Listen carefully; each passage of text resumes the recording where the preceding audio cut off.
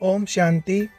आपने कई बार मुरलियों में सुना होगा, बाबा कंजूस व्यक्ति को मनहूस भी कहते हैं, क्योंकि कंजूस व्यक्ति अपनी सारी उम्र विनाशी धन को इकट्ठा करने में ही गंवा देता है और उस धन का उपयोग ना तो कभी खुद के लिए करता और ना ही किसी ज़रूरतमंद इंसान का सहयोग करता। तो निश्चित ही है, जब लास्ट समय आएगा तो उसको बहुत पछतावा होगा, क्योंकि जिस धन को कमाने में सारी उम्र लगा दी वो सब कुछ तो यहीं छोड़कर जाना पड़ेगा। तो आज पहले तो एक महाकंजूस की कहानी सुनते हैं और कहानी के बाद सुनेंगे मुरली की वो पॉइंट जो बाबा ने उन कंजूस मनहूस व्यक्तियों के लिए कही हैं। एक गांव में कंजूस रहता था और उसको अपने स्वभाव पर बड़ा अभिमान था कि मेरे जैसा कंजूस दुनिया में कोई नहीं। लेकिन एक दिन उसने सुना कि पड़ोस के गांव में एक और उससे भी बड़ा कंजूस है। जब लोगों ने कहा कि तुम तो उसके आगे कुछ भी नहीं हो, तो उसके दिल को चोट लगी, अहंकार को बड़ा धक्का लगा। धीरे धीरे पड़ोस के गांव के कंजूस की ख्याति दूर दूर तक फैलने लगी। तो इस कंजूस ने सोचा कि मैं भी उससे जाकर मिलूं, दर्शन करूं, देखूं कि क्या है ऐसा उसमें जो उसकी कंजूसी की इतनी चर्चा हो रही है और मेरी चर्चा कोई कर नहीं रहा। तो आखिर उसने उस महाकंजूस से मिलने की ठान ही ली। फिर सोचा खाली हाथ मिलने जाऊंगा, अच्छा नहीं लगेगा, तो सोचा कुछ लेता जाऊं। लेकिन कंजूस था तो बड़ी मुश्किल से कोई कम पैसे वाली वस्तु ध्यान पर आई। सो आखिर उसने एक कागज लिया और उस कागज के ऊपर 2 सुंदर खरगोशों के चित्र बनाए और उस चित्र को एक थैले में लेकर पड़ोस के गांव में रवाना हो गया और महाकंजूस के गांव में पहुंच गया। पूछताछ करके उसके द्वार तक भी आ गया। द्वार खुला, कंजूस का बेटा बाहर आया। उसने कहा कि मैं आपके पिता से मिलने आया हूँ।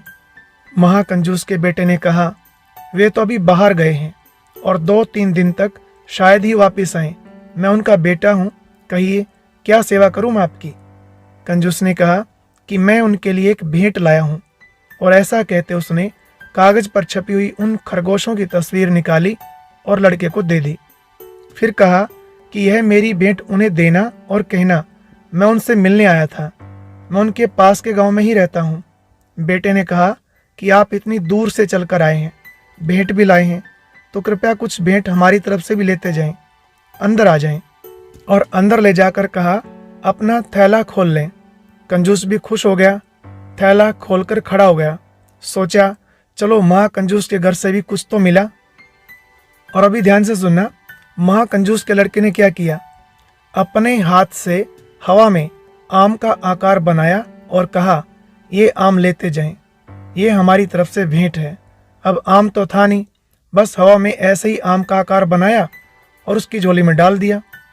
कंजूस लौटा वापस घर की ओर और मन ही मन सोचता आया कि जैसा सुना था वैसा ही पाया।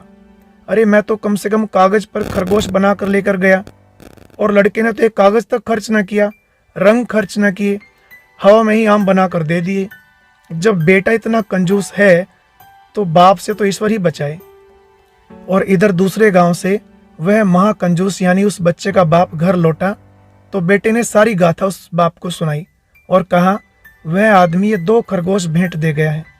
फिर यह भी बता दिया कि भेंट मैंने भी दे दी, खाली हाथ नहीं जाने दिया, उसे मैंने कुछ आम भेंट किए हैं। और लड़के ने पुनः आम की आकृति वैसे ही हवा में बनाई और कहा कि इस तरह मैंने उसके थैले में आम डालकर दे दिए।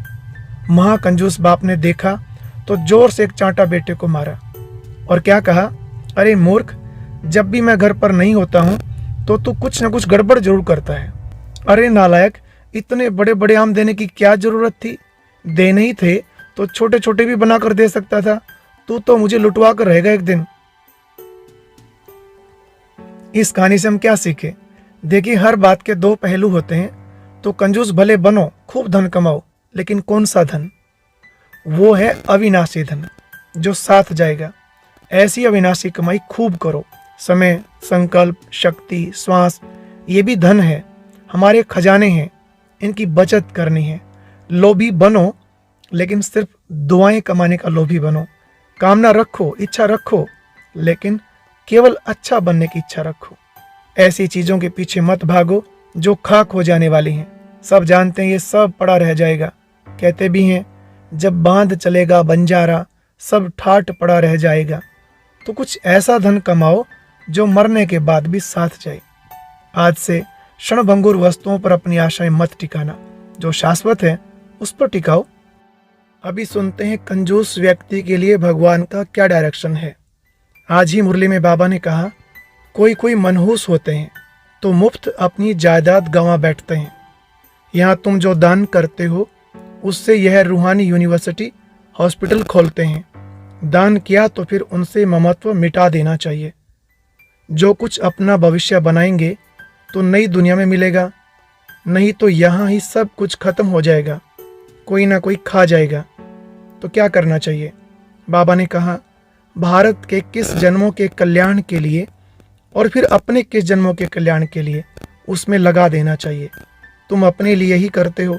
जानते हो श्रीमत पर हम उच्च पद पाते हैं, जिससे किस जन्म सुख शांति मिलेगी। अब तुमको बाप स्मृति दिलाते हैं कि वापस जाना है तो जितना हो सके अपना बैगेज ट्रांसफर कर दो। मरना तो है जरूर। यह वही महाभारत लड़ाई है, जितना अपना कल्याण कर सको उतना अच्छा है, नहीं तो हाथ खाली जाएंगे। सारी दुनिया हाथ खाली जानी है, सिर्फ तुम बच्चे भरतू हाथ अर्थात धनवान होकर जाते हो। इसमें समझने की बड़ी विशाल बुद्धि चाहिए। बाबा ने जो सुनाया शायद सब बातें क्लियर हो गई होंगी, क्योंकि बाबा के बच्चे तो सब विशाल बुद्धि हैं ही।